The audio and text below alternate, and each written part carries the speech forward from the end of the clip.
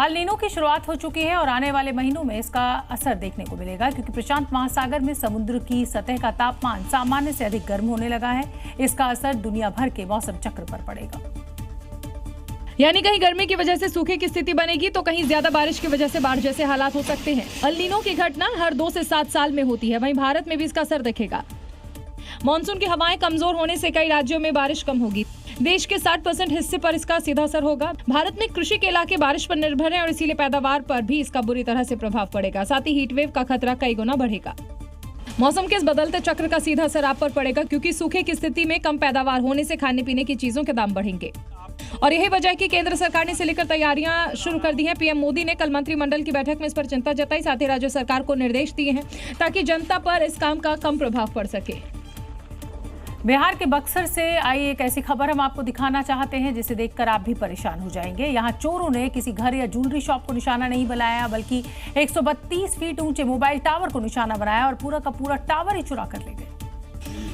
चोरी का खुलासा उस वक्त हुआ जब कंपनी के अधिकारी टावर की जांच करने के लिए पहुंचे थे, लेकिन वहां पर टावर न था और न ही तकनीकी उपकरण थे, जिसके बाद उन्होंने पुलिस में इसकी शिकायत की।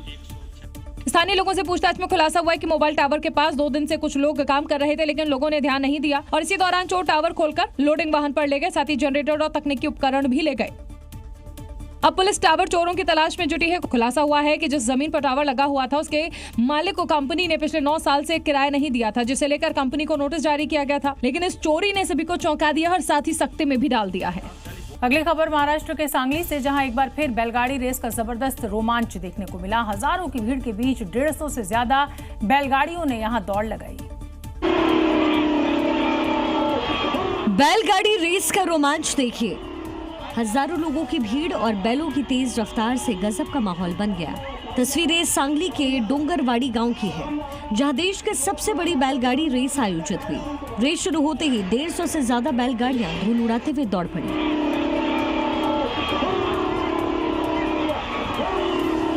बेहद रोमांचक मुकाबले में बुलेट छब्या और गेम चेंजर हरण्य नाम की बैलों की जोड़ी ने शुरू से ही बढ़त बनाई, जिसे आखिरी वक्त तक बरकरार रखा गया। दोनों ही बैलगाड़ियों ने पहला स्थान हासिल किया और मोहन केसरी का खिताब जीता, जिन्हें पुरस्कार भी बांटे गए। शिंदे गुट के नेता की ओर से आयोजित मोहन केसरी बैलगाड़ी रेस के रोमांच को देखने के लिए हजारों लोग इकट्ठा हुए। अगली खबर छत्तीसगढ़ से है, जहां मरवाही इलाके में अचानक 4 जंगली हाथियों का एक झुंड पहुंच गया और रास्ते से गुजरते समय हाथियों ने एक हॉस्टल की दीवार गिरा दी। इससे स्थानीय लोग दहशत में दिखे,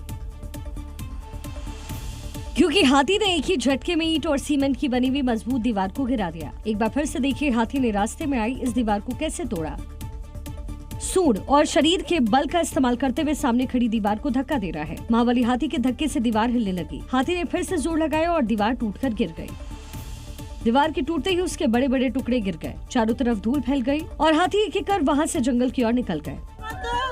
हाथी की इस दहशत को देखकर के लोगों के बीच चीख पुकार मच गई। लोग इधर उधर भागने लगे। हाथियों ने किसी को नुकसान नहीं पहुंचाया। धीरे धीरे वो जंगल की ओर निकल गए। जंगलों में अतिक्रमण के कारण हाथी अक्सर रिहायशी इलाकों में पहुंच रहे हैं। जरूरत है उनके प्राकृतिक आवास यानी जंगल में कोई छेड़छाड़ न की जाए, ताकि हाथी बिना बाधा वहाँ रह सके।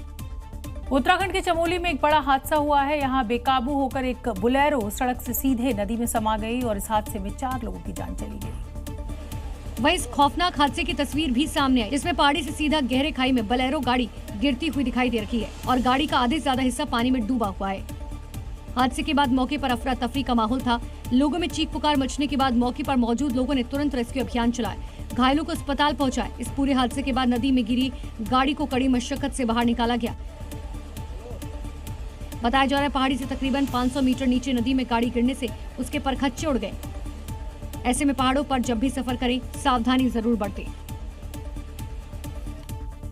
एनसीआर में मॉनसून ट्रेलर दिखा रहा है, तो वहीं पहाड़ी राज्यों में मौसम जमकर कहर बरपा रहा है। यहां भारी बारिश के चलते लोगों की दिक्कतें काफी बढ़ गई हैं। झमाझम बारिश की तस्वीरें सेंट्रल कश्मीर के बडगाम की है, जहां का मशहूर टूरिस्ट प्लेस दूध पथरी इन दिनों बारिश की चपेट में है। जहां तेज बारिश के बाद यहां पर ओले गिरे और घास के मैदान को पूरी तरह से ढक दिया। वहीं दूसरी तरफ दूध पथरी में हुई झमाझम बारिश के चलते तापमान में गिरावट दर्ज की गई, जिससे लोगों की मुश्किलें बढ़ गई। अगली तस्वीर हिमाचल के मनाली की है। कुछ घंटों की बारिश ने लोगों की परेशानियां बढ़ा दी। तेज बारिश के साथ ही कुछ इलाकों में ओले गिरे और भारी बारिश के चलते सड़क पर दरिया बहता हुआ दिखाई दिया। IMD ने 15 जून तक कुल्लू, मंडी और शिमला जिले में आंधी और तूफान का येलो अलर्ट जारी किया। और अगली खबर का रुख करेंगे। कानपुर से दिल्ली लौट रहे संघ प्रमुख मोहन भागवत की ट्रेन पर पथराव के मामले से हड़कंप मच गया है। फिरोजाबाद में शताब्दी एक्सप्रेस पर पथराव किया गया। सुरक्षा एजेंसियां अब जांच में जुटी हुई हैं। जिस ट्रेन के शीशे आप टूटे हुए देख रहे हैं, ये है शताब्दी एक्सप्रेस और इस पर फिरोजाबाद में उस समय पथराव किया गया जिस समय ट्रेन में संघ प्रमुख मोहन भागवत यात्रा कर रहे थे, जिसके बाद सुरक्षा एजेंसियों में हड़कंप मच गया। अज्ञात व्यक्ति के खिलाफ मुकदमा दर्ज कर जांच शुरू की गई। शताब्दी एक्सप्रेस लगभग 7:15 बजे के आसपास क्रॉस कर रही थी, जिसमें माननीय मोहन भागवत जी जा रहे थे और उसी में किसी ने एक पत्थर मारा है। बता दें, शताब्दी एक्सप्रेस के E1 कोच में बर्थ संख्या 53 और 54 के पास किसी अज्ञात व्यक्ति ने ट्रेन गुजरने के दौरान पत्थर फेंके, जिससे ट्रेन की बोगी को नुकसान पहुंचा। ट्रेन पे एक शीशा टूटा है और उसमें किसी व्यक्ति द्वारा पत्थर फेंका गया है, तो उसके बाद में किसी सवारी को कोई क्षति नहीं पहुंची है और ट्रेन सुरक्षित गंतव्य स्थल तक पहुंची है। तहरीर इसमें प्राप्त की जा रही है और उसमें मुकदमा भी पंजीकृत किया जाएगा और तत्काल जो भी इसमें इन्वॉल्व है उसके खिलाफ कार्रवाई की जाएगी। बड़ी बात ये थी कि पथराव भी उसी कोच पर हुआ जिसमें संघ प्रमुख मौजूद थे। गनीमत रही कि पथराव में मोहन भागवत को किसी तरह की चोट नहीं पहुंची। घटना के बाद सुरक्षा को देखते हुए ट्रेन को बीच में कहीं भी नहीं रोका गया और सीधे ट्रेन कुंडला आकर रुकी। पथराव करने वाले आरोपियों की तलाश में पुलिस की 7 टीमें लगी हुई हैं। जांच की जा रही है क्या साजिशन ट्रेन के कोच पर पथराव किया गया।